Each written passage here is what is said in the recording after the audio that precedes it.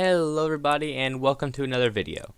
In this video I'll be going over my top 10 Destiny 2 exotic weapons. But before we get started, I have a couple disclaimers. First off, this one's kinda obvious, but this list is my opinion. It is not based on the ever-changing meta. These are just weapons I like and have fun using. Secondly, I started working on this video before the 30th anniversary update, meaning that Forerunner and Galahorn will not be included on this list.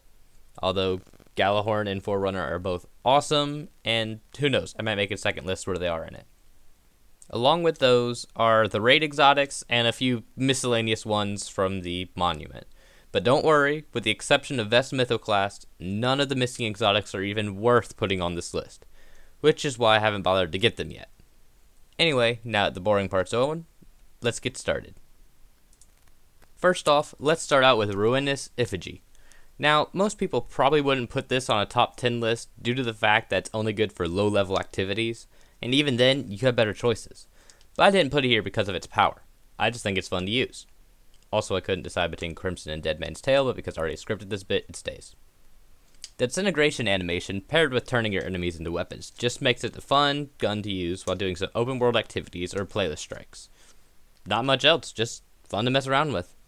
That being said, it's number 10 purely because it's just different.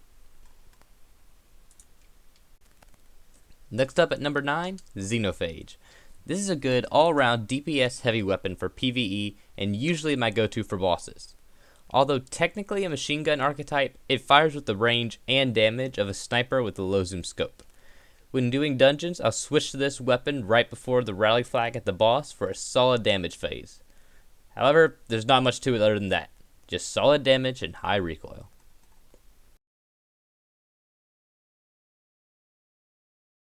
And now number 8, what I consider to be the improved risk runner, Trinity Ghoul. Although it does do less damage per arrow than most bows, it fires 3 at a time. And when aiming down sights while fully drawn, it's just as accurate as Wishender. But the thing that truly makes this bow special is its perk, Lightning Rod. Getting a precision kill with this bow makes the next arrow electrified and does chain damage similar to Risk Runner and many other arc abilities and weapons. But still, it's not until you get the Catalyst that it truly becomes powerful, because killing anything with arc damage, be it a class ability or the weapon itself, triggers Lightning Rod, effectively letting you constantly have chain lightning damage, making it one of the best ad clear weapons in the game.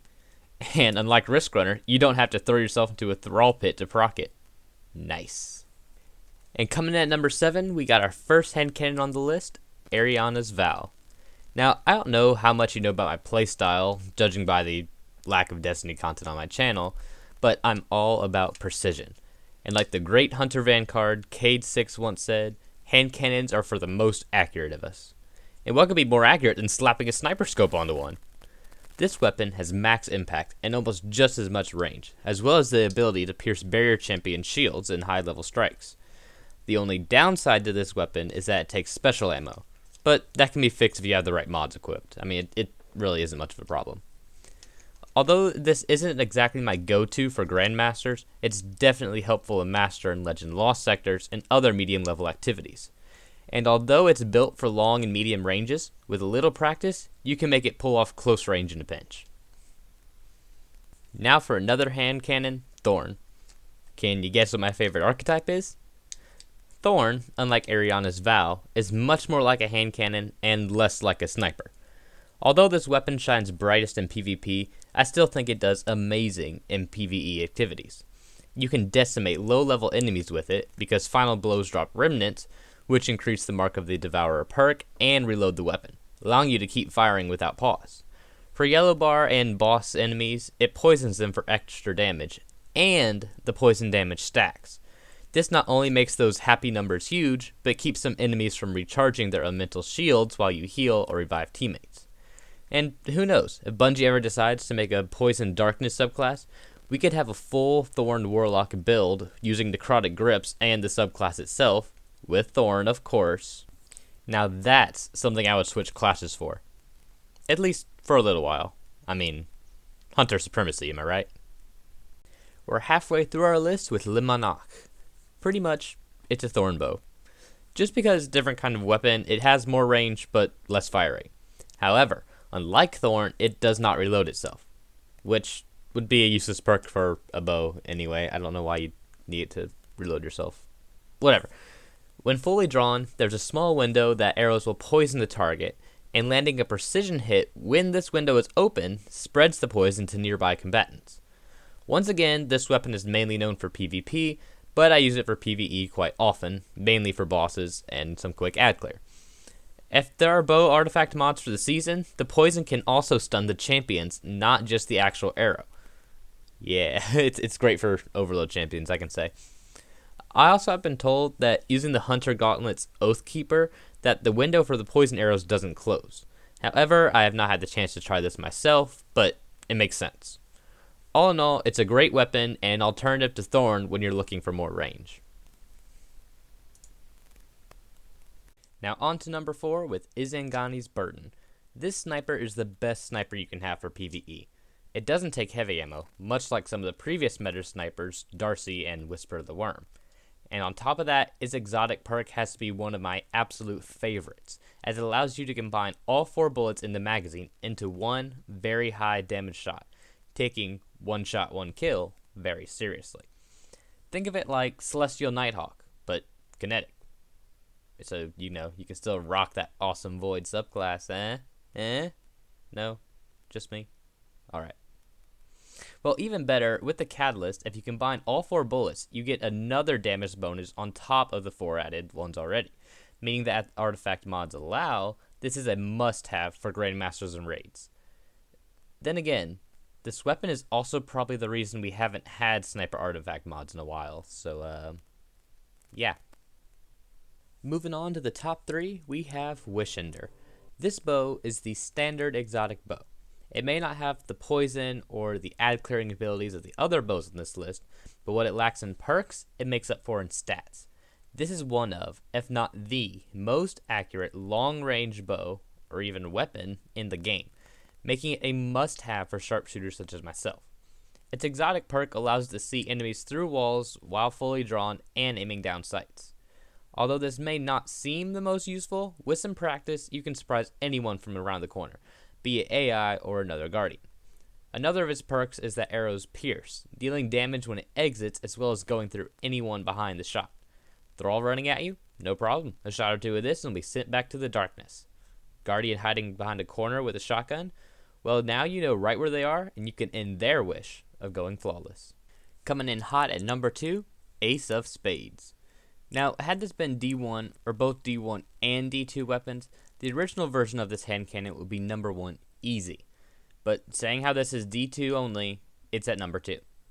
This is the weapon of the famous hunter vanguard, Cade 6, meaning it was literally designed for hand cannon loving hunters, aka my exact playstyle. Precision final blows cause targets to explode thanks to its Firefly perk that improves with the Catalyst, which is an Easter egg about the voice actor, by the way, just putting that out there. Its exotic perk, Memento Mori, allows you to deal a bunch of extra damage if you reload after a kill for the next 6 shots. On top of that, its stats are amazing. With a high impact, medium range, and 140 RPM, this used to be my favorite weapon in the game. That is, until number 1 came out. Hawkmoon, my number 1, the best weapon in the game. I mean, in my opinion, but I think we can all agree that my opinion is right by this point. So, before I get into why this weapon is so good, let me give you a bit of history. Pretty much, I played the free content of D2, then played through D1 before buying the expansions for D2. When playing D1, I used Hawkmoon, which I bought from Xur, while playing through the campaign and working on the Ace of Spades quest until I finally got the card-themed weapon. When I moved to D2, I got Ace of Spades and used it until I got Hawkmoon. So, there's a bit of poetic justice for you. Anyway, unlike its D1 counterpart, this weapon is highly skill-based, not luck. Each precision hit gives you a par casual charge, which makes the last bullet in the mag deal extra damage. Now, I'm not talking about a little bit of damage. Oh, no. If you have enough charges, you can do over 120,000 damage. Of course, this depends on the resilience stat of what you're aiming at, but still doing 80 to over 100k damage is insane for a hand cannon. And with the catalyst, each charge also increases stability, making it easier for you to get even more charges. On top of that, its stats are quite similar to Ace of Spades, which makes it a nightmare as both a DPS, yellow bar, and Guardian Destroyer. Well, anyway, that's all I got for you guys. Thank you for watching. I'm still not sure what kind of Destiny content I would like to make, so if you like this, let me know, and who knows, I might do some when the exotics for Witch Queen come out. And if you want to stick around for the next few minutes, I got some bloopers, just saying, they're kind of funny, and I like making fun of myself, so yeah, enjoy. Precision final bows cause I can't talk. One, I used Hawkmoon, what I bought from Xur, while playing through the campaign and working on the Ace of Spades quest until I got the card-themed weapon. Yeah, this is bad. Deal extra damage. Now, I'm not talking about a little bit of damage. Why is it so hard to read from a script? PvE. It doesn't take Hamo? What am I saying?